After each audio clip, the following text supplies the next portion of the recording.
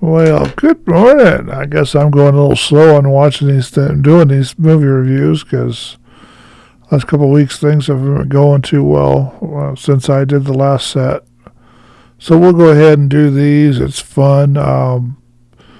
Let's see what we doing here. This one's Get Hard, 2015. What was I doing in 2000? Oh yeah, 2015 when we first saw this one come out. I got it on VHS, believe it or not. And this was a date movie. I took a girl on a date from Florida. We went on a date down in Florida for this one. I think it was Florida.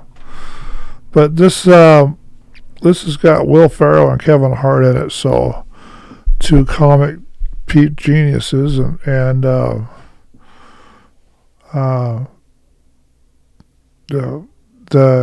Kevin Hart was the poor guy that was cleaning the cars, and Will Ferrell was the rich CEO or an executive in a high stakes casino high stakes corporation playing on the stock market. So I guess a casino would work just fine.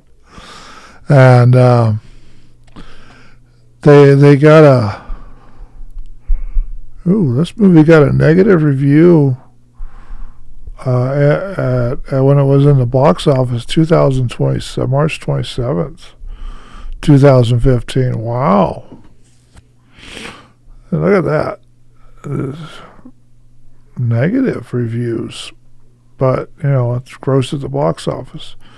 So he was a CEO at this big corporation. He got blamed for something crazy. When the FBI arrives to seize the information of funding, it was Will Ferrell's character's responsibility, so he gets to go to prison.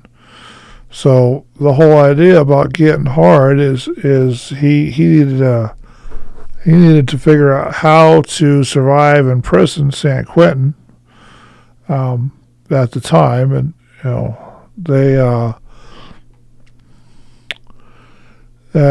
he had to get hard, and that's what the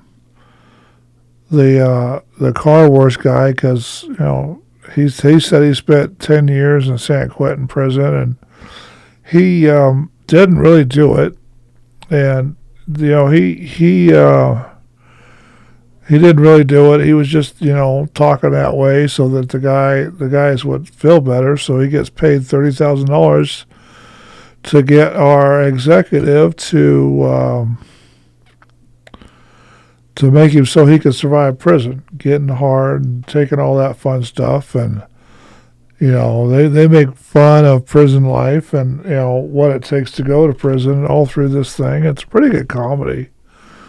I'd say there's an action. They went and meet drug dealers in this, and he went on the wrong side of the tracks, and he got all kinds of stuff. And it's a good comedy if you like crime comedy films. And then they really did a pretty good job with the way they executed this thing.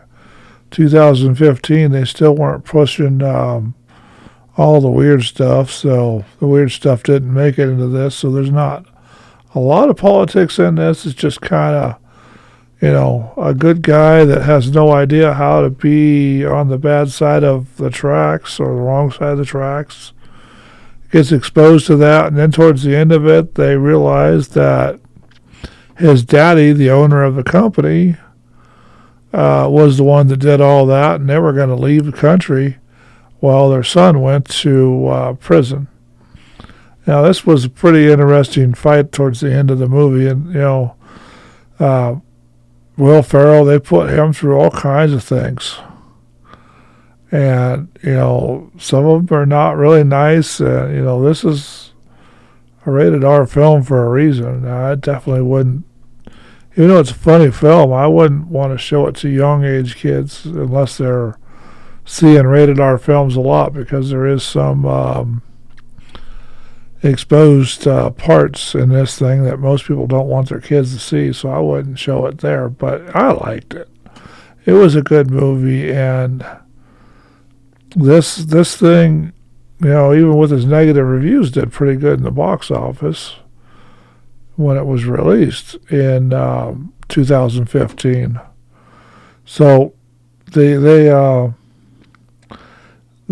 did this. Warner Brothers Pictures did this, and I don't know if there's a subscription thing for Warner Brothers Pictures anymore yet, but I'd like to see more from them. I like their movies, and the only way you normally get it is either go to the theater or buy the DVDs and watch them that way, or rent them online nowadays. But I like to just pay one flat service and be able to watch them whenever they come out, like you can on Paramount or Prime with, Prime Video or Prime Movies, whatever the heck they are. But they reached this sucker twice. Once in March 16th, 2015, and SXW or SXSW. I don't know what that stands for. I'll have to look that up, but let's see if it'll show me here. South by Southwest. Annual Pellet Film Media and Music Favorites. Okay. Austin, Texas. Then March 27th, so that must have been a test release, and then March 27th, 2015, they released it to the rest of the United States. This thing runs 100 minutes. Wow. United States English, they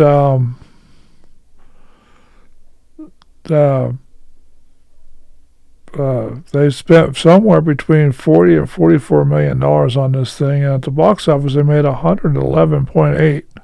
So even though it had negative reviews at the time that it was released, probably because of the content, the nature of the content, they were still worried about all kinds of negative connotations.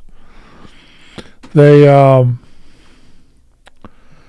did they made pretty good at the box office, and I bet they made more on that since then with all the DVD sales and the VHS sales, because I bought it on VHS, then I bought it on DVD, then I bought it on DVD again. So, 3 copies I bought, maybe 4 or 5, I don't know. But I got probably all got the DVD or the cassette tape probably got watched until it broke, because that was just the thing at the time, and that's what I did with them. Wore out many of DVD player or cassette tape players. But we'll talk to you on the next one, and we'll talk to you later. Bye now.